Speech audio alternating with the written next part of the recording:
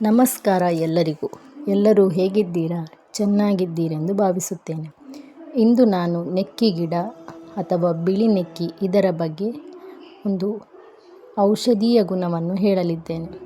ನೆಕ್ಕಿ ಗಿಡ ವಾತ ರೋಗಗಳಿಗೆ ರಾಮಬಾಣ ಔಷಧಿಯಾಗಿದೆ. ಇದರಲ್ಲಿ ಬಿಳಿ ನೆಕ್ಕಿ ಮತ್ತು ಕರಿ ನೆಕ್ಕಿ ಎಂದು 2 ವಿಧಗಳಿವೆ.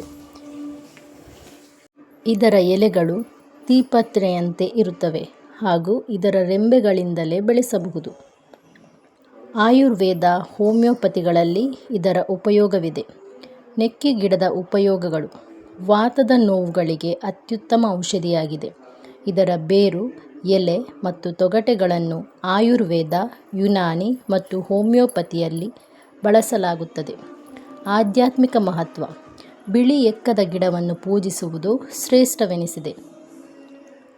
ಇದರ ರೆಂಬೆಗಳನ್ನು ನೆಟ್ಟು ಸುಲಭವಾಗಿ ಬೆಳೆಸಬಹುದು ಮತ್ತು ಇದರ ಎಲೆಗಳನ್ನು ಒಣಗಿಸಿ ಅದನ್ನು ಸುಟ್ಟರೆ ಸೊಳ್ಳೆಗಳ ನಿಯಂತ್ರಣವನ್ನು ಮಾಡಬಹುದಾಗಿದೆ. ಈ ನೆಕ್ಕಿ ಗಿಡವನ್ನು ಬೆಳೆಸುವುದರೊಟ್ಟಿಗೆ ನಮ್ಮ ಆರೋಗ್ಯವನ್ನು ಸಹ ವೃದ್ಧಿಸೋಣ. ಎಲ್ಲರಿಗೂ ಧನ್ಯವಾದಗಳು. ಈ ವಿಡಿಯೋ ನಿಮಗೆ ಇಷ್ಟವಾದಲ್ಲಿ ಸಬ್ಸ್ಕ್ರೈಬ್ ಮಾಡಿರಿ. ಧನ್ಯವಾದಗಳು.